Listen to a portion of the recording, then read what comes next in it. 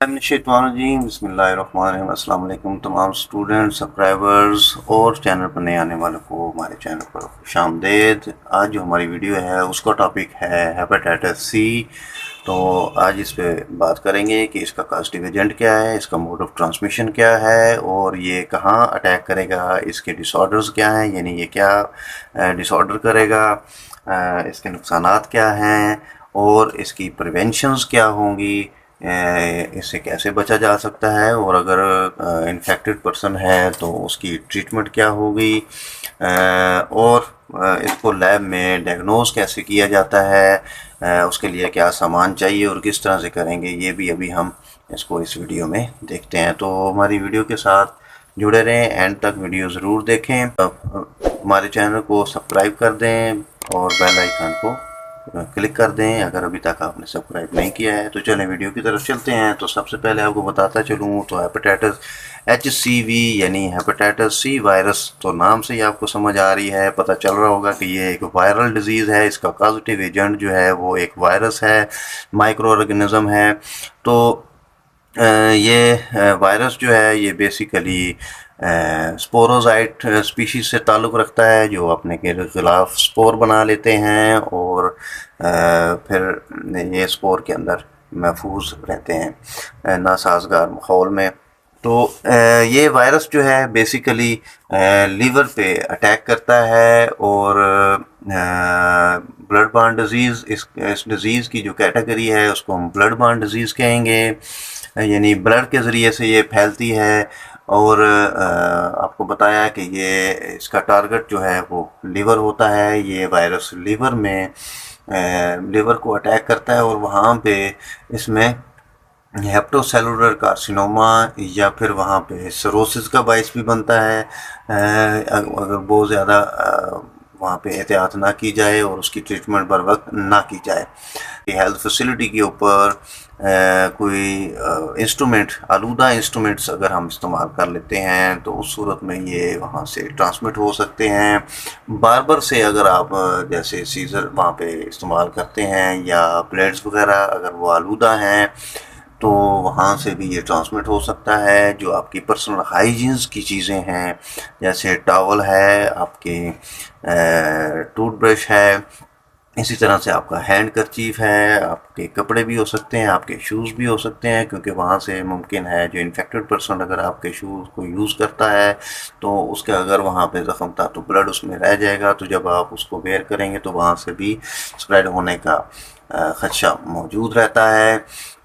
उसके अलावा अगर हम बात करें तो यहाँ पे सलाइवा की सूरत में भी वहाँ से आंसू और सलाइवा की सूरत में माँ, इन्फेक्टेड माँ से बच्चे को 5 साल से कम उम्र के बच्चे एट द रिस्क होते हैं, वो माँ से वहाँ उसको ट्रांसमिट हो सकता है ब्रेस्ट फीडिंग की सूरत में या बहुत ज़्यादा कंटेक्ट की सूरत में, अननेचुरल सेक्स या अनसेफ सेक्स की वजह से भी ये फैल सकता है।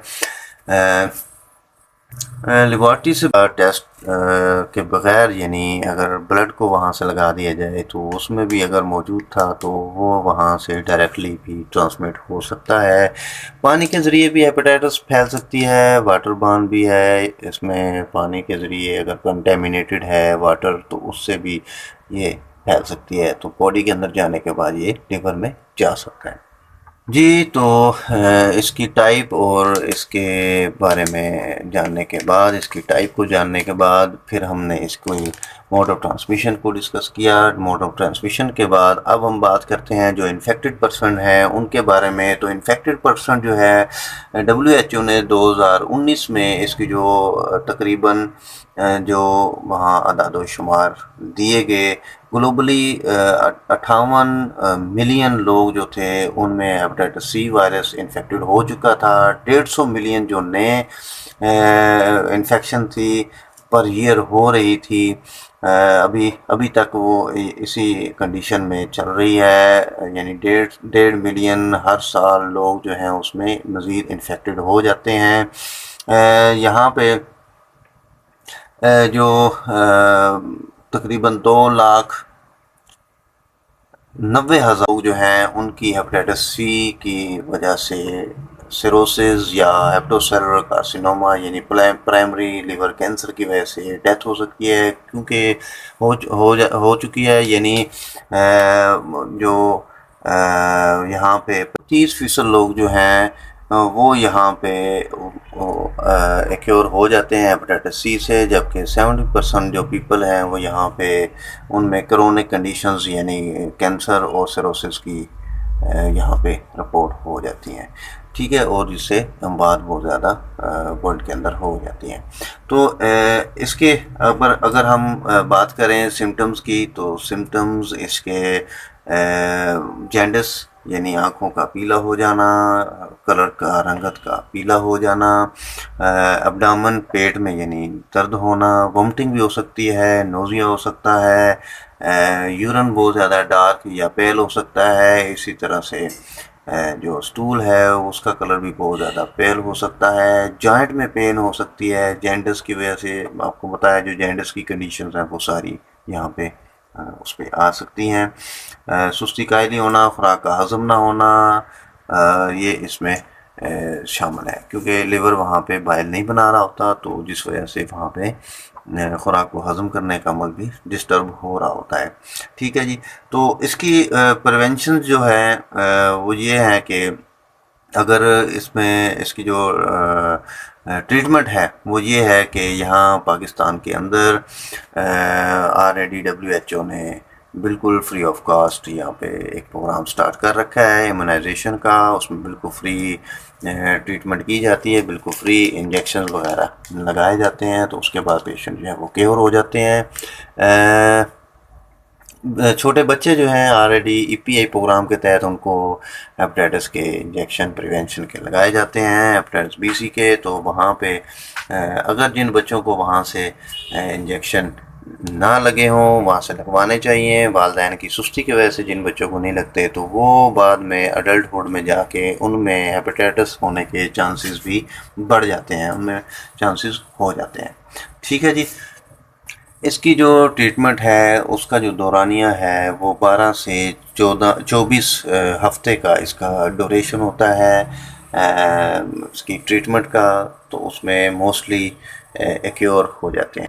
जी, हमने इसकी इस पे कास्टिव एजेंट, उसकी क्लासिफिकेशन, उसका ग्रुप कौन सा है उसकी हमने बात की कि ये स्पोरोजाइट हैं, वायरस है, और इसका मोड ऑफ ट्रांसमिशन हमने ब्लड बॉर्न डिजीज़ भी डिस्कस कर ली। उसके बाद हमने मज़ीद इसकी कंडीशंस देखनी, पर्सनल हाइजीन्स की चीज़ें हमने देखनी, और इसकी ट्रीटमेंट के हवाले से भी हमने बात कर ली।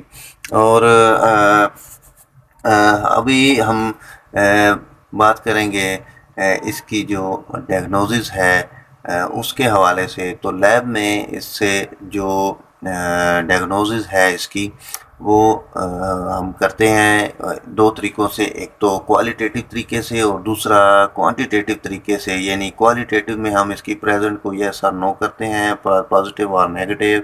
और सेकंड कंडीशन जो क्वांटिटेटिव है उसमें हम ये देखते हैं कि उसमें जिगर की क्या सूरत हाल है, कितना उसमें डैमेज हो चुका है, उसमें कितनी स्वेलिंग और कितना वो यानी वहाँ उसमें डिसऑर्डर हो चुका है। जैसे अभी ये डिवाइस आप देख रहे हैं, तो हम यहाँ अभी इसमें क्रोमेटोग्राफी के ज़रिए से एक क्वालिटेटिव टेस्ट लगाएंगे जो हमें प्रेजेंट इसकी शो करेगा। हम बेसिकली यहाँ पे इसके अंदर एक रीजन मौजूद है, हम उसमें पेशेंट का एसेप्टिक टेक्निक से सैंपल लेंगे, उसका सीरम या प्लाज्मा वहाँ से कलेक्ट करके सेंट्रीफ्यूज करके और पास्टर पेपर की मदद से हम उसमें डालेंगे। ऑलरेडी इसमें बफ़र, उसका हेपेटाइटिस सी का बफ़र के साथ ये डिवाइस भी आती है, तो हम वहाँ पे उसका बफ़र वाटर भी उसमें डालेंगे ताकि उसका रिज़ल्ट को क्लियर कर सके। और उसके बाद हम इसको देखेंगे कि वहाँ पे कलर डेवलप होने के बाद इसमें क्या कंडीशन है, तो टेस्ट भी परफॉर्म करेंगे। तो दूसरी कंडीशन में जो क्वांटिटेटिव जो टेस्ट है उसमें हम एलाइज़ा टेस्ट करते हैं, इसी तरह से PCR टेस्ट करते हैं जिसमें हमें एग्जैक्ट इसके फिगर्स आ जाते हैं, और उसके बाद ट्रीटमेंट के साथ हम उसको देखते हैं कि कैसे क्योर। चलें टेस्ट परफॉर्म करते हैं हेपेटाइटिस सी का, देखते हैं कैसे परफॉर्म किया जाता है। जी, तो ये मेरे पास क्रोमेटोग्राफी के हवाले से ये एक रैपिड टेस्ट है। इसमें ये एक टेस्ट डिवाइस है, इसके अंदर ऑलरेडी इसकी ये स्टेप है, यहाँ पे ये आप देख रहे हैं। यहाँ इसके 2-3 पॉइंट्स हैं, अगर आप देखें तो यहाँ पे एस लिखा हुआ है, अगर ये फोकस हो जाए भाई, तो ये एस से मीन सैंपल, यहाँ से सैंपल लगाएंगे, टी से मीन टेस्ट, टेस्ट का यहाँ रिजल्ट शो होगा, कलर डेवलप होगा, और सी से मीन कंट्रोल, इस डिवाइस का कंट्रोल। अगर यहाँ कंट्रोल शो हो रहा है तो इट मीन्स कि हमारी डिवाइस ठीक है, और अगर कंट्रोल शो नहीं हो रहा तो डिवाइस हमारी इनवैलिड है। यानी इसी कंडीशन में अगर टेस्ट लगाने के बाद रिजल्ट हो तो ये डिवाइस हमारी इनवैलिड होगी। बेशक यहाँ टी पे रिज़ल्ट आ जाएँ, सी पे नहीं आए तो ये डिवाइस हमारी इनवैलिड होगी। अगर वो सी पे आ रही है और टी पे नहीं आ रही तो नेगेटिव रिपोर्ट करेंगे, दोनों पे आ रही तो इसको हम पॉजिटिव रिपोर्ट करेंगे। तो ऑलरेडी इसके पैकेट के अंदर से एक अदर डिवाइस और ये मास्टर पेपर भी इसमें से अवेलेबल है, ये ऑलरेडी में मिल चुकी है। ब्लड सैंपल मैं पेशेंट का पहले से ले चुका हूँ, इसको मैंने EDTA इसमें डाल दिया है यहाँ। अब अकॉर्डिंग टू किट प्रोवाइड मैंने इसमें 2 ड्रॉप इसके डाल दिए। ये तो ये अभी हमने टेस्ट यहाँ पे इसको लगा दिया, इसको रखते हैं। अभी इसकी कंडीशन देखते हैं कि इसकी कंडीशन में यहाँ ये किस तरह से इसको इसमें रिज़ल्ट आएंगे। तो ये वेट करते हैं। अभी मैं इसको यहाँ पे पास करता हूँ ताकि इसको 10 मिनट तक हम वेट करेंगे। 10 मिनट के बाद इसका रिज़ल्ट नोट करेंगे। ये इसमें रिज़ल्ट है, यहाँ अगर आप देख लें तो रिज़ल्ट आपको दिखा दें। यहाँ सिर्फ सी पे यहाँ पे ये शो हो रही है, तो टी पे नहीं है, इट मीन्स ये नेगेटिव है, तो नेगेटिव रिपोर्ट करेंगे। ये थी आज की हमारी वीडियो। पसंद आने के शुरू में लाइक ज़रूर करें, और कोई क्वेश्चन है तो उसको कमेंट में ज़रूर कमेंट कर दें। वीडियो मुकम्मल देखने का बहुत शुक्रिया। अगर आपने टेस्ट नहीं करवाया अपना तो भी अपना टेस्ट करवाएं, और आइंदा इससे बचने के लिए प्रिवेंशन इख्तियार करें। अल्लाह पाक सबको महफूज रखे, अपना ख्याल रखें। अल्लाह हाफ़िज़।